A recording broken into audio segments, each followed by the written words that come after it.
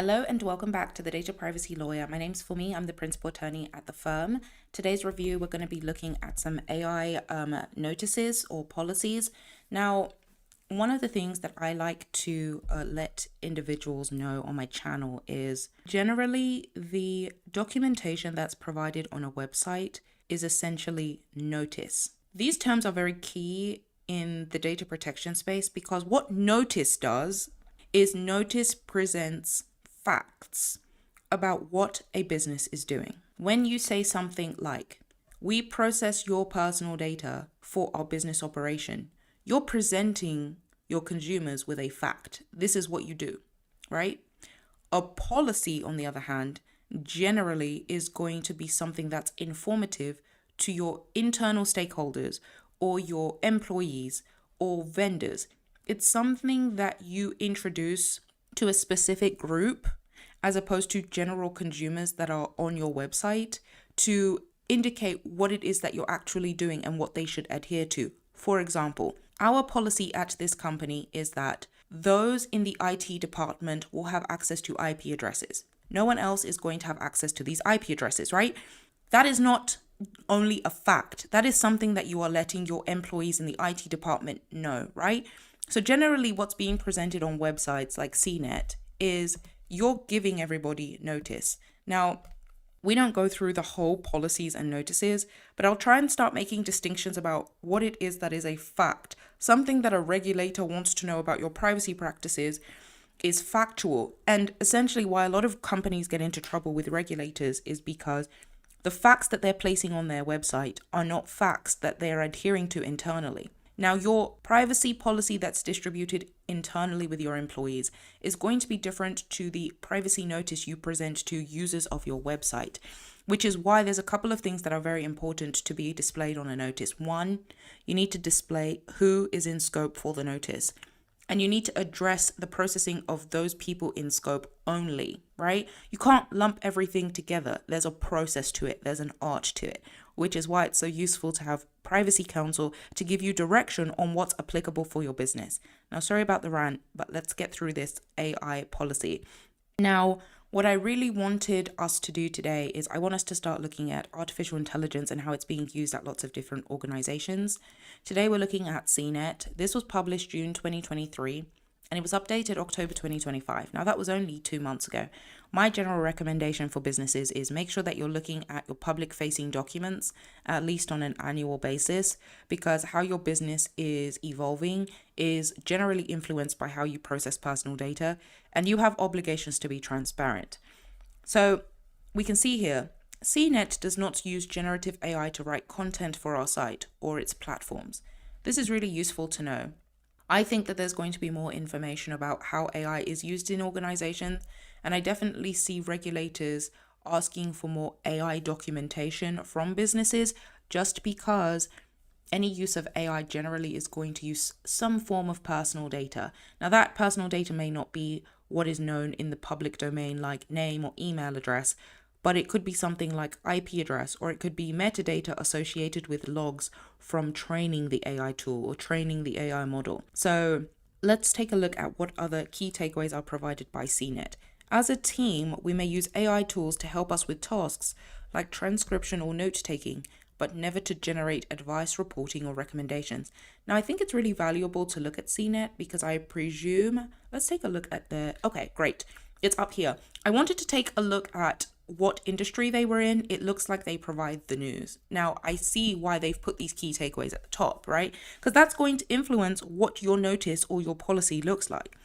And I think it's really important for businesses to get valuable insight into what their business does because it influences what they're portraying to their consumers. Now, I'm a consumer of this website, right? I don't consume the news from CNET. I personally use New York Times and I use Wall Street Journal. Those are my preferences. But those that are consuming CNET and are getting their news from here, they are on notice now, right? This is a notice. We don't use generative AI to write content. They're letting you know their practice, right? They're not telling you this is what you should do. They're telling you this is what we do. So you're providing notice about your privacy practices. In all cases, we have rules in place to ensure okay, great. Let's take a look. CNET does not use generative artificial intelligence to create text, image, or videos on our sites or its platform. Now, this is really valuable, right? Because we know that an image constitutes personal data. It identifies an individual. Same with video, right? If you have watched any of my videos on LinkedIn or you've watched any of my videos on TikTok, you know that you're able to identify me as the principal at this firm based on the videos that I've presented, right? So, like I mentioned at the beginning of this video, AI and personal data and data privacy generally are interlinked, right? In some capacity. It's similar with the relationship between data protection and cybersecurity, right? There is an interlink between these industries that makes it so crucial for businesses that are deciding to use artificial intelligence to get some guidance from their privacy lawyers to make sure that their practices are still in line with what their obligations are under the data protection law. I try not to use very legal language on this channel because I think it's important for the education about personal data to be distributed between businesses of all sizes, right? Just because you are not a large tech organization doesn't mean you don't have responsibilities under the data protection law. And every data protection law where you provide your products and services has its own threshold. And you need to be cognizant of that. I don't know the size of CNET, and maybe that's something that I can actually start to look at. I think going into 2026, I'm going to start also doing reviews of businesses that are generally considered small to mid-sized, because I think it's really important for privacy education to be widespread amongst every industry, especially with the use of AI. And I know that AI is growing rampant in the United States, which is where I practice.